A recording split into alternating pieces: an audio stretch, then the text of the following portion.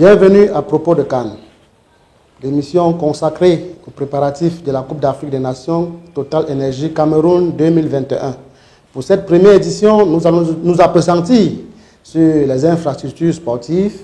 Et pour en parler, nous avons avec nous le vice-président de la commission communication et doublé de sa casquette de directeur de la communication au ministère des Sports et de l'Éducation physique. Avec lui, nous allons lever certainement le voile sur certains, certains manquements ou bien encore certaines suspicions qui taraudent encore l'esprit des Camerounais. Vous avez compris, il est avec nous ce jour. Lui, c'est Gabriel Loga. Monsieur le directeur, bienvenue chez nous.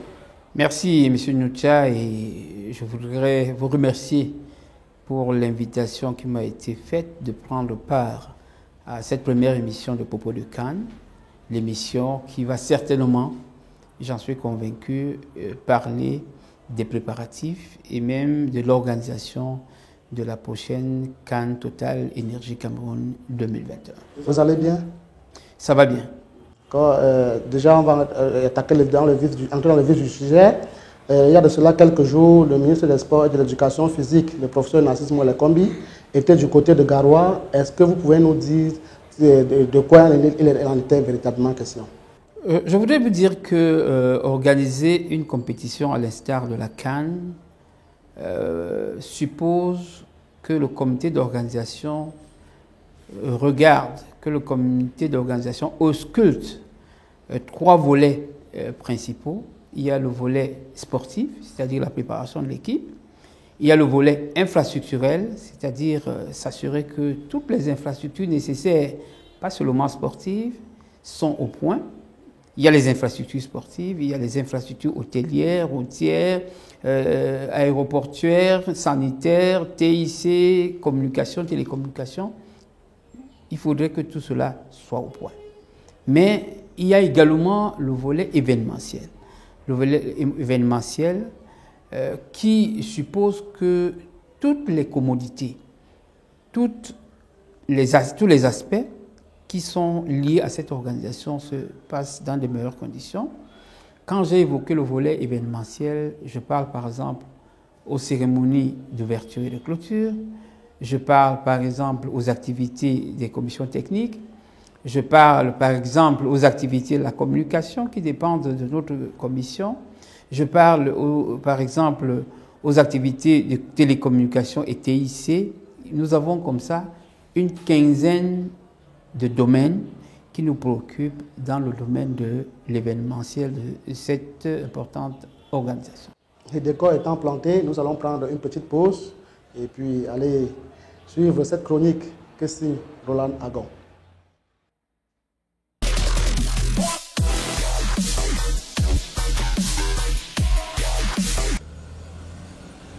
On a eu le souffle coupé ce jour-là, à l'annonce de la tenue à huis clos au stade Olembe. Match Cameroun-Malawi, comptant pour la première journée des éliminatoires de la Coupe du Monde Qatar 2022. Presque immédiatement, c'était le branle-bas, notamment sur les réseaux sociaux. Une certaine imagination camerounaise débordante a vite compris le pourquoi du comment. Roulement de tambour, Eureka, le stade Olembe n'est pas prêt. Tollé dans le monde sportif camerounais, manne tombée du ciel pour ceux que l'on présente aujourd'hui comme des ennemis de la République. Ces détracteurs, dit-on ici, du président Biya et de son gouvernement, à l'affût du moindre faux pas, pour en finir avec un gouvernement et un système jugé incompétent, glottant et contre-productif. Allez savoir pourquoi. 163 milliards de francs CFA, c'est le coût du projet initialement annoncé. Un montant que l'on dit en net dépassement aujourd'hui d'environ 24 milliards de francs CFA, pour donc avoisiner les 187 milliards de francs CFA. Le complexe d'Olembe ou le stade de Paul Biya passe pour être la belle cerise sur le gâteau d'un gouvernement auquel on doit le glissement de date, comme on l'avait appelé, de la Coupe d'Afrique des Nations 2019.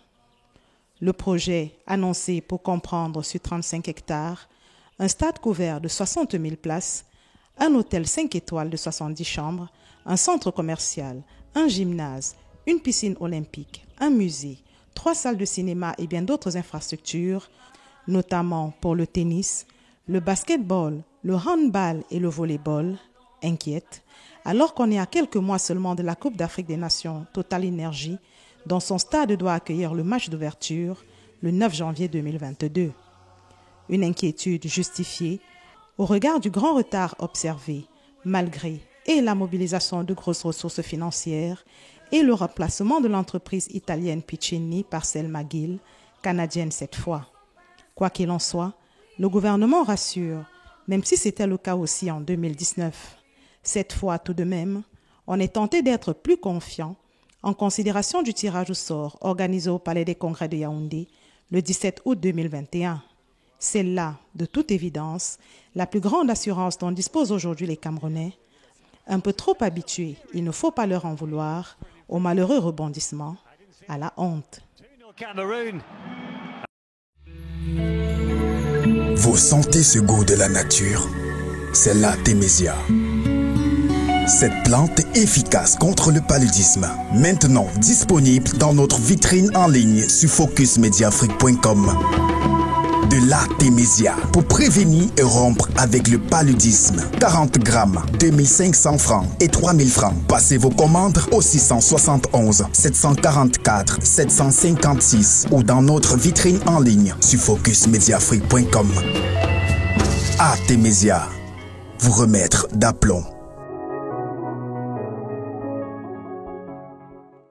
Retour en studio. Maintenant, on va parler des infrastructures. Vous avez parlé sportif. Nous allons nous appesantir sur ce stade-là qui va accueillir les matchs d'ouverture et de clôture, le stade d'Olembe. Et il y a de cela quelques temps, le président de la Confédération africaine de football était au Cameroun. Il a saisi l'occasion pour faire un tour du côté du stade d'Olembe. Il s'est dit, il a été bluffé véritablement, positivement, par ce qu'il a vu de ce côté-là. Est-ce que, monsieur le directeur, vous pouvez nous dire et nous rassurer que la descente du docteur Patrice Motsepe à Olembe augure les lendemains meilleurs pour le Cameroun? Non, je voudrais dire que la polémique aujourd'hui est un sport favori dans l'opinion publique camerounaise et notamment dans le milieu de la communication. Nous sommes l'un des rares pays où tout ce qui se passe chez nous n'est pas mis en valeur par autant les journalistes que les admirateurs du milieu sportif. Je pense qu'au Lembe, aujourd'hui, tout le monde le reconnaît, est une infrastructure futuriste et moderne qu'on ne trouve pas partout ailleurs. Je dirais également que lorsqu'on organise un événement à l'instar de la CAN, on s'adosse sur le cahier des charges. Lorsque nous organisons la CAN, qu'est-ce que la CAF veut lorsqu'elle organise, ou la FIFA, un événement sportif dans un pays? Il faut un terrain de compétition. Nous avons le terrain de 60 000 places qui a des vestiaires, qui a la sonorisation, qui a la lumière, qui a toutes les commodités pour la communication. Donc, pour ce premier volet, je pense qu'il n'y a même plus rien à dire. Je voudrais également dire que la polémique est née au Cameroun et elle a pris l'envergure au niveau international. Mais nous qui sommes du comité d'organisation, on n'a jamais douté que ce stade peut abriter les compétitions. On ne dit pas que le stade est fini, parce que sur le plan contractuel, le stade, les travaux devraient finir le 30 novembre 2021. Ça veut dire que nous avons encore 2 mois pour que tout ce qui reste à faire, les habillements nécessaires, on appelle ça, le ministre a tendance à le dire, à l'habitude de le dire, ce sont des travaux résiduels. C'est-à-dire que, par exemple, les écales de pangolin, on ne joue pas un match de football avec les écales ou sur les écales de pangolin. Il y a les VRD à l'intérieur, on met le gazon, mais en ce qui concerne le stade lui-même, toutes les commodités requises par la CAF se trouvent à Olembe. Donc, au niveau du comité d'organisation, on n'a pas d'inquiétude. Et le 2 septembre dernier, on a voulu jouer un match. Pas pour dire que le stade est fini, parce que la polémique à ce niveau-là a enflé, mais pour tester. Parce qu'on ne peut pas jouer une compétition comme la CAN sur un stade qui n'a jamais été testé. Est-ce que ce n'était pas un risque quand on sait que la Confédération africaine de football ou la FIFA n'avait pas retenu ce stade pour les matchs éliminatoires de la Coupe du Monde Russie, de la Coupe du Monde Qatar? Non, le problème c'est que le Cameroun est en surcapacité. Pour ces éliminatoires, 5 stades ont été retenus. Mais il ne faut pas oublier que nous allons jouer la CAN sur le stade d'Olembe. Parce qu'avant que le test ne se réalise, beaucoup d'experts de la CAF sont passés. Beaucoup d'experts ont venu attester qu'on peut jouer. Parce qu'ils n'ont pas pris la décision de faire jouer le match sur le pif. Mais après avoir fait un certain nombre d'inspections, la CAF et la FIFA ont estimé que ce match du 2 septembre peut se jouer sur cette infrastructure en attendant la date du 30. Je le répète, la date contractuelle, la date pour la livraison de l'infrastructure, la première phase, le stade qui va abriter la CAN Total Énergie Cameroun 2021, notamment les cérémonies d'ouverture et de clôture. Et qu'est-ce qui a justifié ce huis clos total orchestré par la hiérarchie? Je ne pense pas que cela puisse sortir de l'état réel de cette infrastructure. Je pense que les responsables de la Confédération africaine de football écoutent, suivent ce qui se passe. Parce que, comme je l'ai dit, le stade n'est pas fini. Le stade, avant le match, avait un certain nombre de travaux. Il y avait des rampes d'entrée, par exemple pour les VIP, par exemple pour la communication qui n'était pas achevée. Mais en 2 jours, l'État et l'entreprise McGill ont mis tout en œuvre pour que tout ce qui faisait problème, ces travaux se réalisent dans des délais très courts. Je crois que McGill et les entreprises nationales, parce qu'il faudrait dire que McGill travaille avec plusieurs entreprises, ont fait un travail extraordinaire. Parce que le jour du match, à 3-4 jours, ces rampes-là n'étaient pas finies, mais le jour du match, même ceux qui ont critiqué avant n'ont pas reconnu les entrées VIP, la rampe des journalistes. Je pense que c'est cette coordination qui a manqué entre la CAF et le comité d'organisation. La CAF qui a un personnel sur place, je pense que devrait nous faire confiance parce que nous avons pris des engagements et on leur a dit le jour dit, c'est-à-dire le jour du match, tout ce que vous demandez sera fait. Et c'est ça qui a été fait. Donc, cette polémique était malvenue. Je pense que lorsque le président de la CAF est arrivé, ici avec le secrétaire général, ils se sont aperçus que des efforts sont faits. Le président Motsepe est resté ébahi devant cette infrastructure. Parce que c'est un Sud-Africain. Il y a des infrastructures en Afrique du Sud, mais quand on arrive à Olembe, on trouve quand même que c'est formidable. Il n'a pas manqué de dire beautiful. Il n'a pas manqué de s'écrier lorsqu'il allait au vestiaire, lorsqu'il a touché le gazon, pour montrer que c'est nous qui négligeons ou on fait la fine bouche par rapport à ces infrastructures. Mais ceux qui viennent de l'étranger, que ce soit la CRIFA, que ce soit la CAF, sont émus par rapport aux infrastructures qui trouvent au Cameroun. Vous le dites si bien, mais ce sont souvent ces petits détails et ces manquements-là qui fâchent. Qu'est-ce qui puisse expliquer qu'on aille prendre les poteaux de but du côté de... C'est vous qui avez l'information. Je sais qu'à Olembe, tout est... Vous croyez qu'on peut construire un stade avec des milliards et manquer des poteaux de but qu'on peut fabriquer même ici devant votre studio? Moi, je pense que c'est de la manipulation. Parce qu'on ne peut pas dire qu'à Olembe, il manque de chaises, il manque de poteaux de but, il manque de ballons, il manque de... Alors qu'on a dépensé des milliards, des milliers de milliards pour construire ce stade. Je pense que nous devons apprendre au Cameroun à valoriser ce que nous faisons. Tout n'est pas parfait, on ne peut pas le dire, mais nous faisons des choses, surtout au niveau des infrastructures sportives.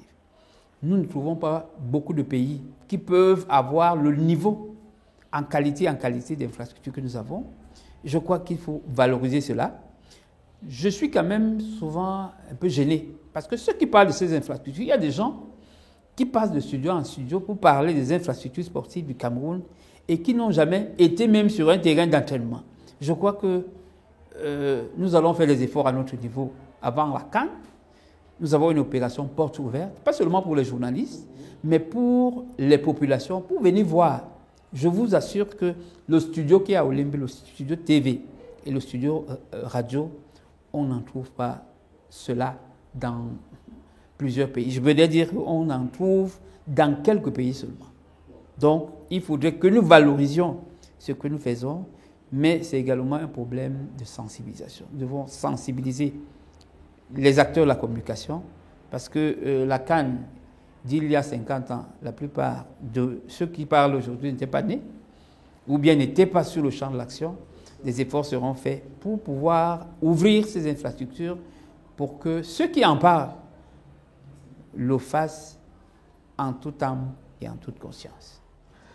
Mesdames, Messieurs, nous sommes avec le directeur de la communication au ministère des Sports et de l'Éducation physique. Il est en même temps vice-président de la commission communication du COCAN 2021. Et nous sommes en train de lever les pans de voile sur les suspicions que les Camerounais avaient encore. Et à l'entame de cette émission, nous avons parlé de la visite du ministre des Sports et de l'Éducation physique du côté de Garoua, de ce côté-là. Notre reporter a fait un tour de ce côté pour regarder l'évolution des travaux. Il a essayé de toucher du doigt les réalités et ce qui se fait là-bas dans la capitale du Nord Cameroun. Je vous propose de regarder ce reportage que signe Amel Omonobina.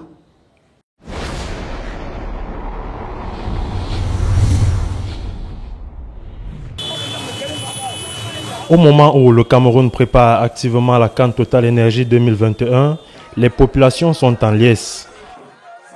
L'euphorie liée à l'événement qu'abritera le pays de Roger Mila n'épargne aucune région.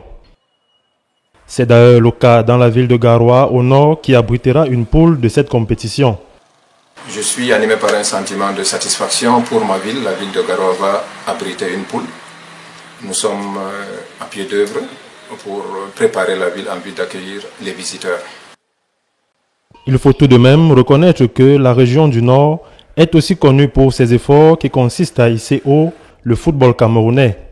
Pour certains responsables du football dans la ville de Garoua, abriter un pan de la compétition est une consécration. Nous allons voir des compétitions internationales de haute facture ici à Garoua. Et en tant que responsable d'un club de football, pour moi, c'est vraiment encore le couronnement des actions que nous menons pour développer le football ici dans la région du Nord. Pour nous, c'est vraiment une consécration pour nous. La ville de Garoua, reconnue de notoriété hospitalière, ne compte pas manquer l'occasion de vendre cher les atouts culturels et touristiques de cette région.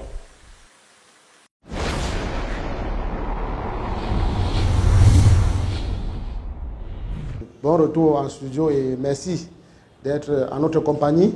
Monsieur le directeur, ce reportage à Garoua montre comment les travaux évoluent de ce côté-là. Vous y étiez il y a de cela quelques jours. Dites-nous concrètement ce qui a véritablement évolué du côté de Garoua. Bien, Garoua, comme j'ai dit tantôt, sur le plan infrastructurel, sur le plan des infrastructures sportives, n'a aucun souci. Garoua avait un problème d'infrastructure hôtelière, étant donné qu'aujourd'hui c'est l'une des capitales régionales, l'un des sites qui a le plus bénéficié des retombées de la CAN. Si vous arrivez à Garoua aujourd'hui, la voirie est formidable. Si vous arrivez à Garoua la nuit, je crois que la ville est étincelante. Nous l'avons baptisée Ville Lumière pour la CAN. Donc, c'est une ville qui a beaucoup profité de la CAN. Maintenant, l'aspect hôtelier qui posait quelques soucis est en train d'être rattrapé parce qu'il y a eu la construction de l'hôtel Le Ribadou, hôtel de 70 chambres. Il y a eu la réhabilitation de quelques structures qui existaient avant. Et il y a également eu d'autres travaux pour que Garoua soit en surcapacité. Il y a eu par exemple l'hôtel à Bénué, dont les travaux sont suffisamment avancés. Il y a un autre hôtel, l'hôtel Shalom. Les capacités n'étaient pas celles requises. Mais avec l'aide du gouvernement, celui qui a mis à contribution cet hôtel a commencé à faire des travaux d'extension. Le ministre a visité ces travaux comme ceux de l'hôtel La Bénoué. Mais je voudrais vous dire que lorsque vous organisez une compétition, vous avez par exemple, même chez vous, lorsque vous organisez un anniversaire, jusqu'au jour où vous commencez l'activité, vous ne pouvez pas être satisfait. Parce qu'il y a toujours quelque chose à retoucher. Et c'est pour cela que le ministre est sur le terrain, pas seulement sur le site des Garois, mais sur tous les sites pour voir qu'est-ce qu'il y a à retoucher, là où il faut parfaire quelque chose. Et il est sur le site tous les jours. Maintenant, pour Garoua, il est allé pour un séminaire d'imprégnation à l'organisation et à la préparation. Parce qu'il faut dire que Garoua, comme Bafoussam, n'ont pas abrité des compétitions avant la CAN. Les autres ont abrité la Coupe d'Afrique des Nations féminine en 2016 et le CHAN il y a quelques mois. Donc, il était question de réunir tous les acteurs pour pouvoir les sensibiliser sur un instrument très important qui est le cahier des charges de la CAF.